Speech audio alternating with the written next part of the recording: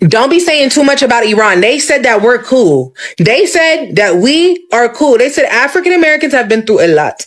So don't say too much. Don't go over there and don't be doing too much. And you know, if you look like us and you wearing that camo, you better not be doing too much. Cause they said that we cool. They said that we cool. So I just want to let y'all remember that. Like, they said that we cool. They know that we kidnapped. They know that we're hostage. We have no nationalism in this. Somebody put in one of my comment sections addressing FBA, saying that sometime soon America is going to be thermonuclear bombed, and us FBAs, or as he put it, you FBAs, or whatever you guys call yourselves, that's how he addressed it, are not going to have anywhere to go. Nobody's going to take you in as refugees, and you guys are going to be on your own, and you guys are going to be looking for somewhere to go, and nobody's going to take you in, you know, and just so giddy with excitement, right?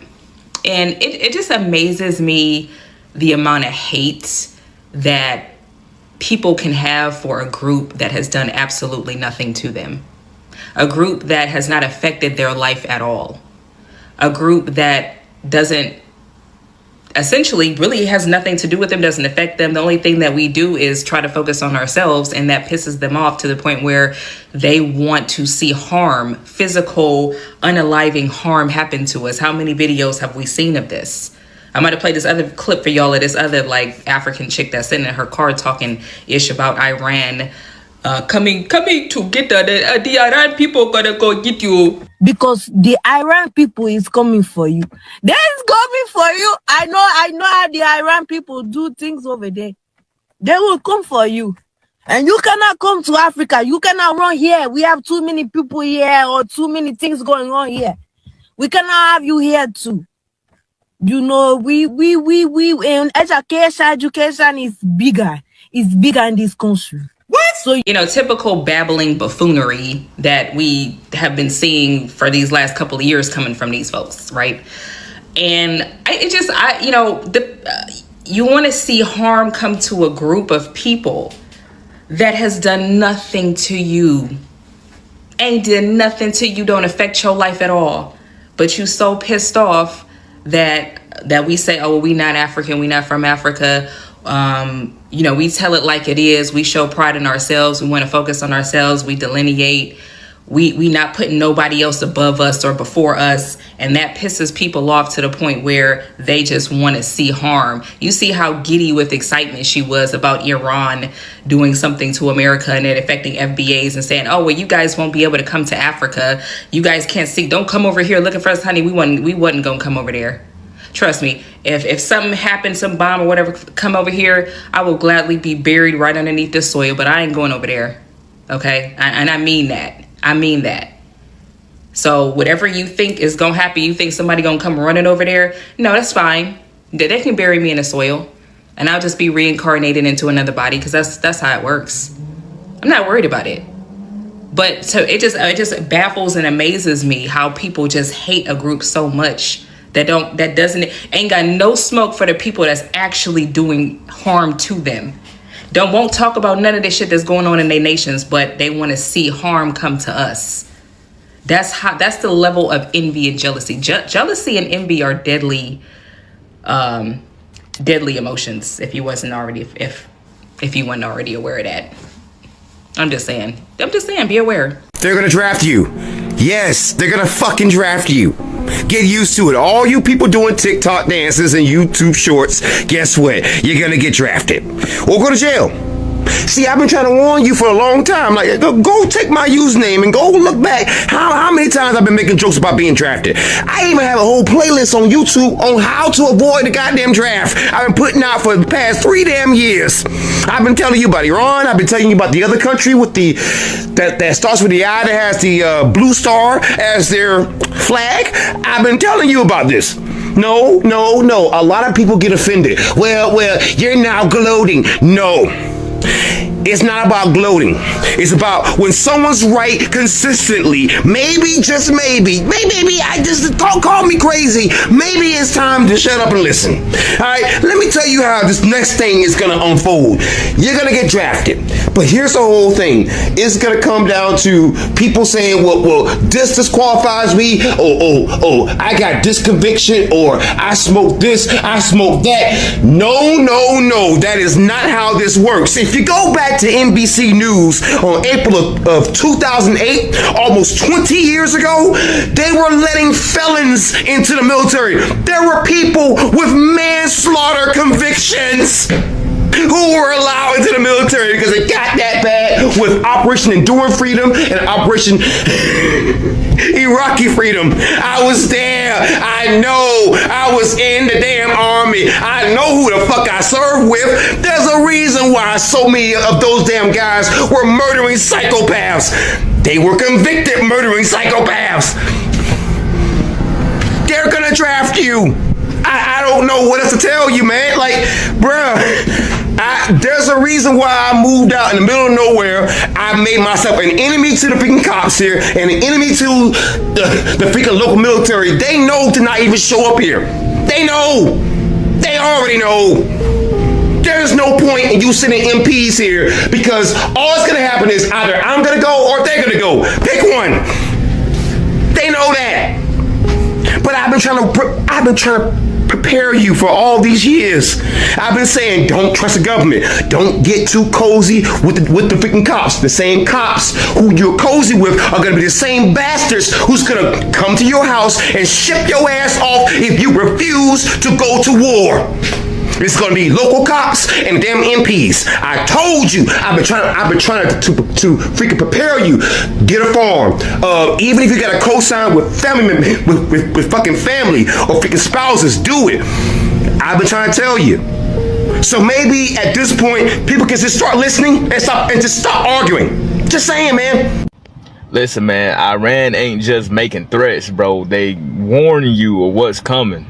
Like I seen, Iran said that, people in America are not even going to be safe in their home. Like, for them to say something like that, what in the world are they up to even get to people like that? Like, people not safe in their home. Like, how so? See, that makes me think, Boots is going to be on the ground over here. And it ain't just, a missile war. And no, this is not a fear-mongering thing. If people been paying attention and watching and realizing what time that we're in, we got blood moons that's happening. People just think that doesn't mean anything. It means something. And if you've been watching and paying attention, you'll realize where we're heading. Not on top of that, with all these wars and threats going on, man, we got AI, on the other hand, taking over. And y'all really want to live with all that? I see some headlines today saying Iran is planning on attacking California with drones. FBI warns police. This is breaking news. Inform everyone. Okay, I want to break this down for you. It says, we recently acquired information that as of early February 2026, it's March 11th, Iran allegedly aspired to conduct a surprise attack using unmanned aerial vehicles from an unidentified vessel off the coast of the United States homeland, specifically against unspecified targets in California, in the event that the U.S. conducted strikes against Iran, according to the alert distributed at the end of February. We have no additional information on the timing, method, target, or perpetrators of this alleged attack. Again, remember what I said. Just because something is breaking news doesn't mean that it's recent news. Right here it says that they received this report in early February. It is now March. Iran does have a drone-carrying ship. It was destroyed by the United States. These headlines are put out the way that they are to grab your attention, for you to watch, for you to view, and ultimately make them money. So again, just because something is labeled as breaking news and they're putting it out now, doesn't mean that it's anything new. Iran is warning us because Trump attacked them last night. And he ended up unaliving their leaders. So now they coming for us and they saying that everybody in the U.S. need to stay inside because they about to come for us. Like, damn, can I wake up? I just woke up. This is what I'm waking up to. We about to go to war. Can I graduate first? And hella people in Iran passed away because of the attack. And they coming for Israel too because the U.S. and Israel went and did it. And now I see Trump supporters complaining about him, but this is who y'all voted for. When we warned y'all, even Kamala warned y'all that if Trump become president, we're going to go into World War III. Literally, that's what's happening right now. Y'all sat up here, Trump 2026, this, that, and the third. But what has he really done for us? He ain't did nothing but fuck shit up. It's been nothing but chaos ever since he became our president. Y'all, we is in tour with Iran right now. We about to go to war. Y'all not taking this serious enough. Like, I'm scared. I'm scared. And they saying it's supposed to go on for days. Like, it's supposed to be bombing back to back for days. Lord, pray over all of us in the U.S. Please, like, please take this nigga out the office. Why is he still even in office? So Iran's Islamic Revolutionary Guard Corps affiliated media organization Fars News and Tasnim News claimed that they fired warning shots using Qadr anti-ship cruise missiles and attack UAVs at 2 U.S. Navy Arleigh Burke-class guided missile destroyers, the USS Mason DDG-87 and USS Truxtun DDG-103. And these IRGC-affiliated media organizations said that the incident allegedly occurred while the ships were operating in the Gulf of Oman, saying that the U.S. vessels ignored radio warnings and prompted the shots to force them to withdraw towards the Indian Ocean. Now, directly in response to that, U.S. Central Command posted a fact check on their official X account saying, quote, claim, Iran claims it fired warning shots at U.S. warships in the Gulf of Oman, forcing vessels to retreat towards the Indian Ocean. False. Truth. Iranian forces did not attack or fire at U.S. Navy warships. Doing so would be a gross violation of the ceasefire. U.S. forces continue to operate freely in regional waters while fully enforcing the ongoing blockade against Iran. Speaking of the naval blockade, there was a recent exclusive interview conducted by CNN where they interviewed a guy by the name of Mohsen Rezai, who's a longtime hardliner and former commander-in-chief of Iran's Islamic Revolutionary Guard Corps from 1981 to 1997. In March of 2026, Iran's new supreme leader, Ayatollah Mojtaba Khamenei, who's the son of the late supreme leader, appointed Mohsen as a top military advisor. Apparently, this guy is known for having a reputation of having aggressive rhetoric and was sanctioned by the United States years ago. Here's what he said specifically about the blockade. Wouldn't a war be catastrophic for Iran as well, though, if it was a big bombing campaign? If the war continues and the naval blockade is not lifted, we will drag the war to the Indian Ocean, the Bab el-Mandeb Strait, the Red Sea, and the Mediterranean, and we will give another dimension to the war by attacking these other American bases that we have been attacking so far. America will definitely suffer much more losses. America's losses will be very heavy. Yo, I really think we are witnessing the decline of the American empire in real time. I've been thinking that anyway, just because of how poorly things are going domestically. But seeing what's happening with Iran is really driving the point home for me that, yeah, I think the whole world order is shifting. And let's just say the year of the fire horse is off to a fiery start, baby. As an anti-imperialist and geopolitics enjoyer, it has been very honestly satisfying to see how Americans are reacting to this on social media in real time. Like, Americans are realizing that having a giant fucking bloated ass military budget does not mean that your military is actually good at accomplishing shit and that your military is effective. And it's kind of wild that Americans need this reminder because, like, let's be real, we've been getting our fucking shit rocked militarily in all of these stupid wars of aggression that we've started since World War II. World War II is the last war that the US military won.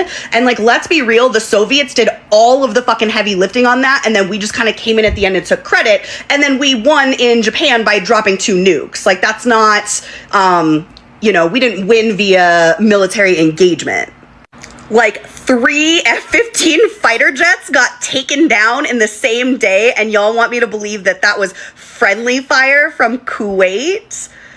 Girl, please be so serious right now. Like, Iran took down 3 of our fucking fighter jets. And as a China appreciator, watching Americans realize that, like, we really could not do shit against the Chinese military is, like, unbelievably satisfying. People are like, oh my God, like, if Iran is rocking our shit this hard, like, what the fuck would we do against China? And the answer is not shit, dude. Not a goddamn thing. And I hope to God that even Trump is not stupid enough to think otherwise. But, like, here's the thing about China. Nobody needs to fear their military unless you fuck with them. They don't do wars of aggression, okay? That's not in their plan. They're trade maxing, their economy maxing. They have a very strict plan. They're running a strict fucking program over over there in terms of their economic plans, and going to fucking war is going to fuck up their plans. And like, maybe all these other fucking stupid countries, the US, should take notes that when you don't fucking invest in war and instead you invest in your fucking people, you become a fucking economic powerhouse. And by the way, they're a military powerhouse too. But again, that military, that is there to defend themselves. And, you know, they don't say this, but like, it's to defend themselves against the United States, and they can obviously do so very effectively. Some of the discourse I've seen floating around is like, well, what about Taiwan? Like, how would we defend Taiwan against a Chinese war of aggression? Like, girl, we wouldn't. We fucking wouldn't. We fuck with China, we're gonna get our fucking shit pushed in. The end. Period.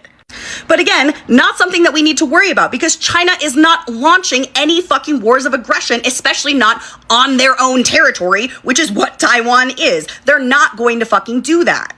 Like, they're not going to intervene militarily in other countries' conflicts, and they're definitely not going to, again, launch any type of aggressive military actions. But like, you better fucking believe if you poke that fucking dragon, they will fuck your shit up. And I think most of the world knows this, and I hope fucking Trump knows this. And the Chinese definitely know it, you know, and they're not the ones to go around, you know, waving a big stick, as Theodore Roosevelt would say. They don't fucking need to. I think what they've done economically speaks for itself. And it's interesting because, you know, people will say that the US has the biggest military in the world, but that's actually debatable. The US has the biggest military budget in the world. The US has 1.3 million active duty troops, and China has 2 million. The US has the superior air force, air power. China has the bigger navy. And again, the US has the bigger budget, but we probably have a bigger construction budget too, and we see how that's working out. I actually don't know shit about construction budgets. I'm just talking shit. I'm just saying, like, just because the Chinese spend less money doesn't mean that their military is less effective. But again, yeah, this very stupid war launched by the empire, the US-Israeli empire, is just proof that it is collapsing, because as we know historically, empires lash out as they die and collapse. And unfortunately, it is going to mean a lot of suffering for the world, and eventually back home here in the US, it's going to lead to a lot of suffering. But at this moment, it is sparking joy for me to see the US military showing its whole ass.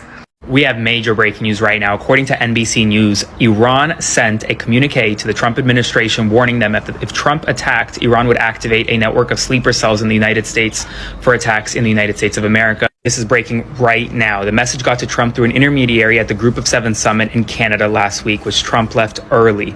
The communique to Trump was sent to the days before last night's strikes, threatening to activate sleeper cell terror inside the United States if it were attacked. Meanwhile, now the State Department has issued a worldwide alert, issuing worldwide caution as a result of the strikes in Iran, saying that the Department of State advises U.S. citizens worldwide to exercise increased caution. You can read the full travel advisory on their network. Oil prices, meanwhile, continue to jump as a result of the strikes and the potential for the closure of the Strait of Hormuz. This is getting more serious with each passing hour. And the craziest part of it all is we don't even know if Iran's nuclear program was actually destroyed. Spread the word and follow along for more. I'll have more updates soon. Iran has just warned Britain and the US.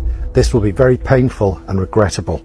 And they're not bluffing. Iran's top commanders have gone on record. If the West intervenes to protect Israel, there will be consequences. Not diplomatic, not economic, military. Direct, brutal. Here's what's triggered all this. Israel launched massive airstrikes at Iran's nuclear sites. They didn't just hit buildings, they took out scientists and high-ranking military officials. Iran responded with a wave of missiles and drones. But now, Tehran says the next targets could be British and American bases in the region. That includes troops on the ground. The UK government denies having any role in the Israeli strikes. But Iran's not buying it. They're grouping us in with the US and Israel, calling us enablers, fuel on the fire. And here's the controversial bit. Are they wrong? Has the West quietly supported these strikes behind closed doors?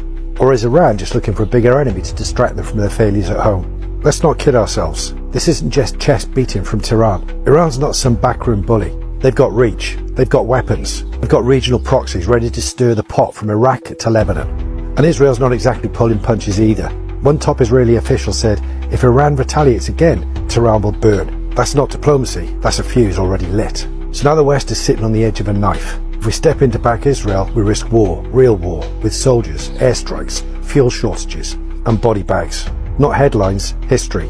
So I'll ask you, should the West stay out of it, or do we have a duty to stand by our allies, no matter the fallout? Hit follow because I'll be covering what the mainstream media won't. Drop a comment, do you think Iran's bluffing, or is this the start of something much, much bigger? I mean, give me a fucking break, brother. What the fuck are we talking about here? They really think we're all just dipshits, huh? I'm not allowed to connect the dots for you because TikTok gets mad at me when I do that, so let me just lay out some facts here. First and foremost, Tehran, which is the capital of Iran, to Los Angeles, over 7,000 miles away. Do you think their drones or missiles could reach that far? I don't think so. It's not possible. And even if they could, you mean to tell me that our military wouldn't detect them as soon as they were over the ocean? Come on, man. Also, it's very clear to me that media is trying really hard to manufacture consent for whatever they're cooking up at the moment. 2 days ago, it starts coming out that 2 men stole drones from Fort Campbell, which is an army base on the border of Kentucky and Tennessee. The timing of this is very weird. This came out 2 days ago, but I read the report. Those drones were stolen on like November 21st.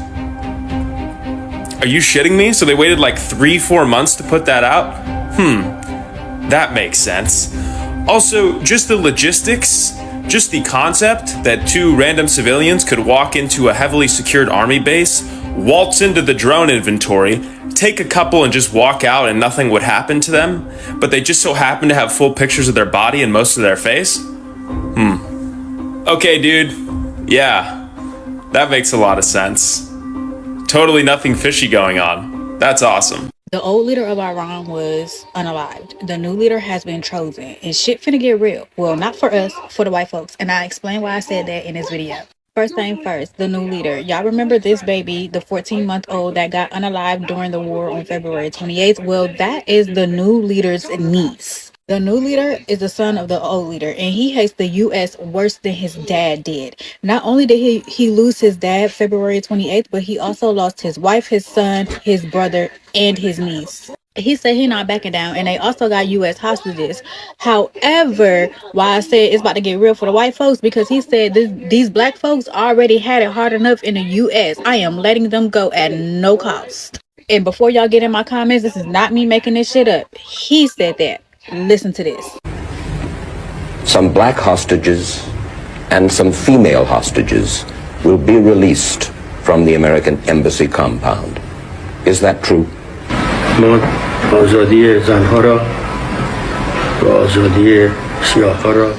The freedom of the women and blacks will be given. Women are given great dignity in Islam. And the blacks have been oppressed in the United States. Great injustice was done unto them. They were under pressure in the United States. Thus they came here. We are doing this owing to the tenets of Islam. In return, we ask nothing for their freedom. I ain't never been more prouder to have this flag around my neck. See what minding your black-owned business can do? Oh, okay. Is Iran a warning to America's responsibility? You know, over the last few days, I've been talking about Iran a lot. And what struck me wasn't really the politics of it all. It was the people. I've never experienced anything like this in my life. I received over 1,000 messages in a single day from Persians writing the same thing over and over. Thank you for being a voice. Man, something about those messages stayed with me. You know, I have Persian friends all over the world, and no matter where they were born, raised, or educated, I've always noticed the same traits. Gracious, grateful, humble, polite, seeking knowledge, careful with words. And what's astonishing to me right now is this. In the middle of chaos, fear, and violence, Iranians are not tearing each other apart the way we do in the West. That's where Iran becomes a mirror to the West, in my opinion. Last night alone, around 34 million people were in the streets, more than ever before. That's almost half the country, or 75% of the city dwellers, taking to the streets. Could you imagine Americans doing that? We won't, of course, because hatred for the other side has become stronger than our shared will to stay unified and free. Right now, Iran has crossed what many are calling the point of no return. If people stop now, the consequences will be devastating. I'm getting reports directly from inside Iran through Persian friends. They're using Starlink and bordering cell towers or whatever they can.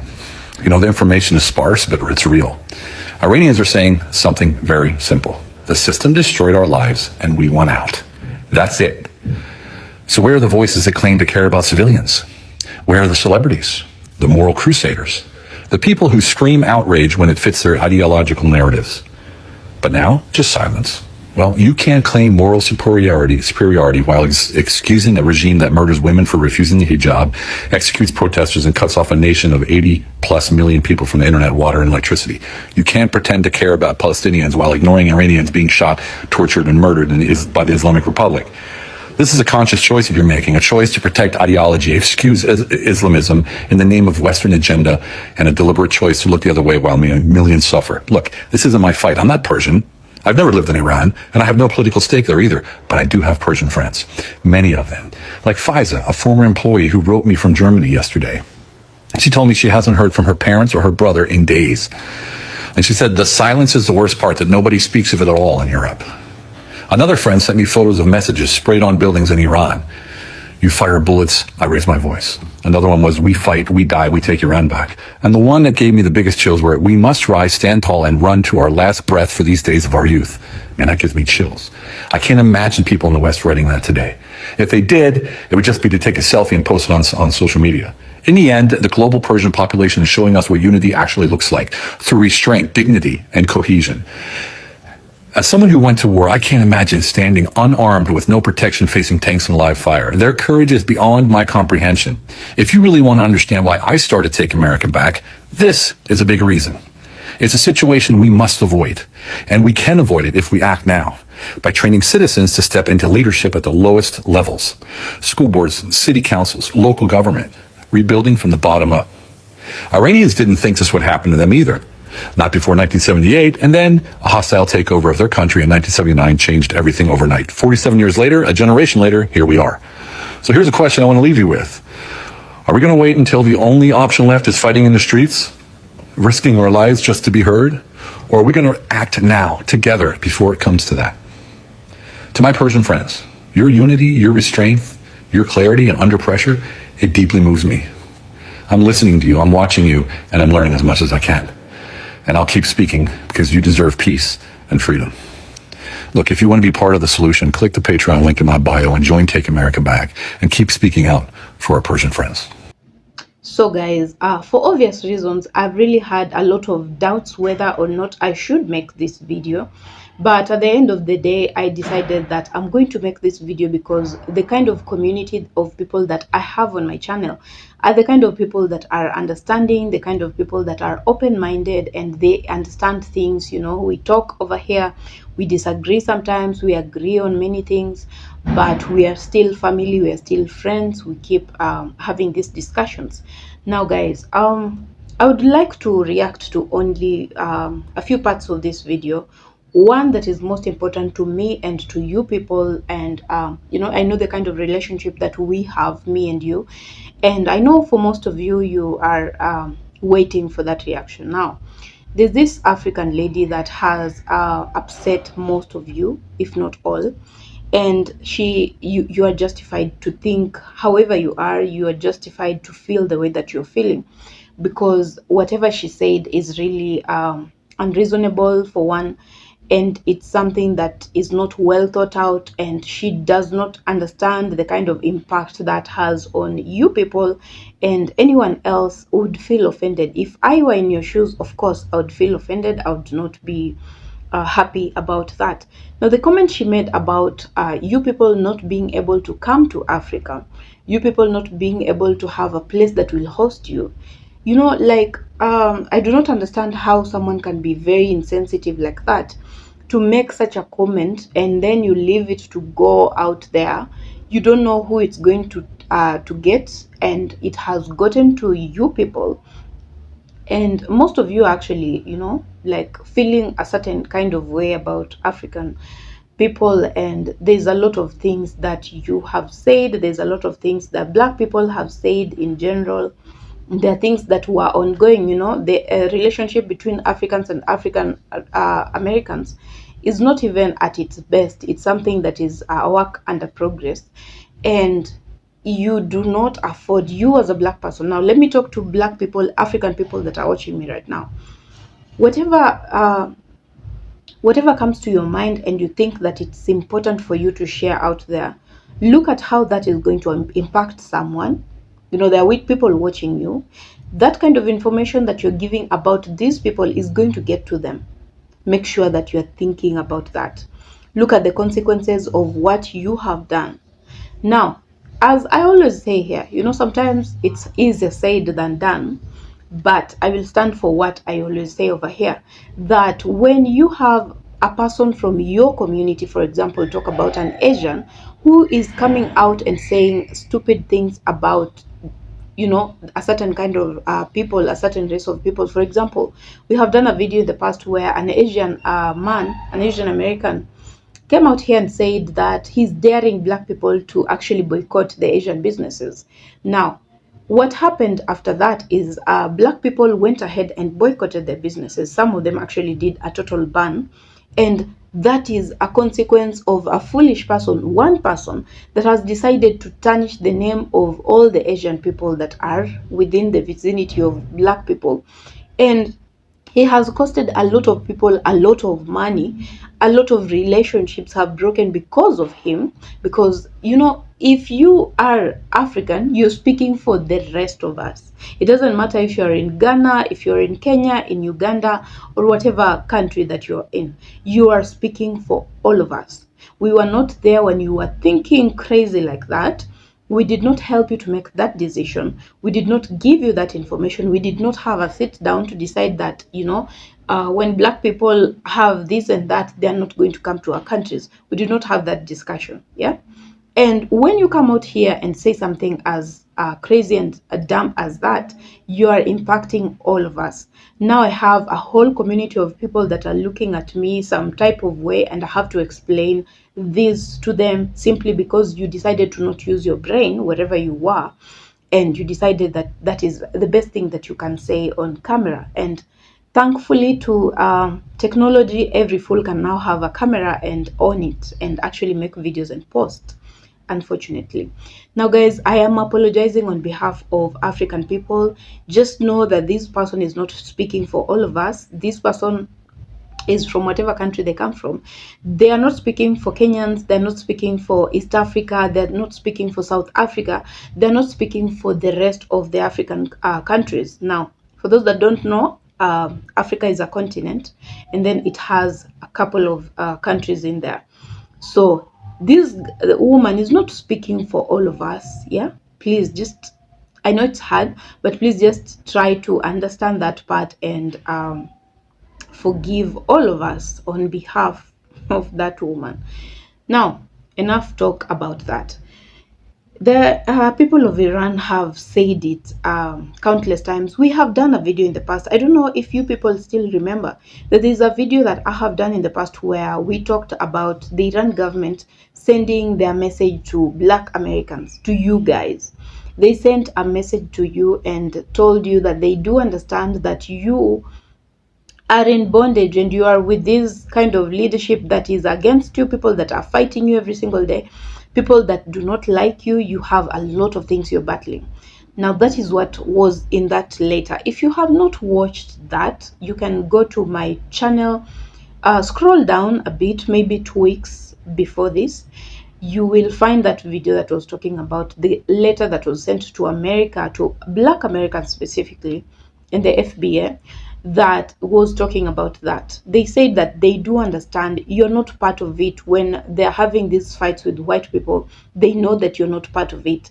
And that is one reason why you as a black person should not be worried about whatever is happening, because those people already know what you're going through, the things that you have had to go through in the hands of white people, the things that you keep enduring every single day because of these white people. And they totally understand that. So whatever happens, whatever goes on between them and the white people, they know that you are an exception and you're not part of it. They have said it clearly in that letter. And even you have watched your brothers and sisters on this video talking about it. They have explained it at length, and I hope that you find solace in that. I hope that you can afford to breathe, you can afford to relax your mind, get some peace, because this is not going to affect you as much as you think. And that is actually my hope. Let me not that is really what I hope and wish for, that you do not get affected in any way. Because for me and for people that are like-minded, I think that Black people have gone through a lot already. They have done their part in this world. They have done too much, taken in so much, and there needs to be no other things that they need to handle extra. Yeah, they have already done too much for this world, making the world what it is right now, the sacrifices, the things that they have had to go through to be where they are right now. To see a Black person right now succeeding in anything or at anything really is a miracle, because those are the things that white people never wanted. And I'm sure there are some Black people that actually never thought that there is going to be a day where Black people can actually have this kind of discussions and have this kind of talks openly and not be affected, not taken to jail, not killed, not beaten up. And yeah, the world is evolving, and things will be different, things will be better. And one thing is for sure, one thing is for a fact, that Black people are the chosen people. You see, there's I don't know how exactly it is said, but they always say that if you are a tree that has a lot of fruits, you will get the most stones. I hope that I said it right. Yeah, if you are a tree and you're not getting a lot of stones, then it means that you do not have ripe fruits. Now, for Black people, you have experienced this quite a bit, quite a lot of times, that people are always fighting you, people are always on your case, people cannot breathe when you are around, people have all this kind of discomfort around you, they want to fight you for no apparent reason. And that is only because there's something about you. You cannot be fighting someone that is beneath you. You cannot be having a fight with someone that you have already defeated. Yeah, you know that. And that should also be a wake-up call for those Black people that look at themselves a certain way and think maybe they're not worthy, they're not accepted, they're not okay the way that they are. That is a wake-up call for you. You're not getting all those stones for no reason.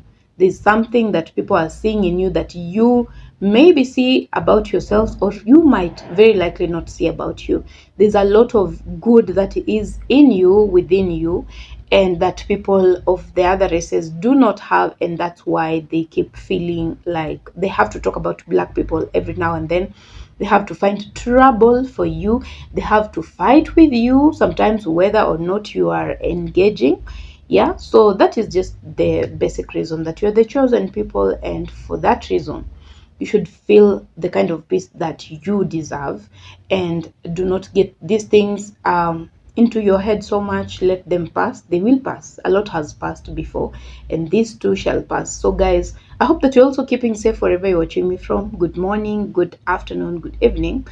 And new subscribers, if you're joining us for the first time, you have not subscribed to this channel, I'm kindly requesting you to do that as soon as already. And if you're not very sure about that, you can go to the channel and watch some of the videos that I've done in the past. If you fall in love with that kind of content, with this kind of information that we spread over here, you can consider to subscribe to my channel, join this part of amazing family that we have online. And returning subscribers, thank you so much, guys. Thank you for the warm support. You have been liking my videos, sharing them, leaving comments, giving me a super thanks, all that. I really do appreciate each and every one of you for the kind of support that you give. Sometimes when you cannot leave a comment, just like the video, and that will be okay. It will help the video to spiral and go viral to as many people as possible. So guys, I hope that you are well and being kinder to yourself today. I hope that you are treating yourself as human. You're just human, and you can make errors here and there. You can be defeated sometimes. That is part of being human. And I hope that you are kinder to yourself today. So guys, I will see you on my next video. Bye for now.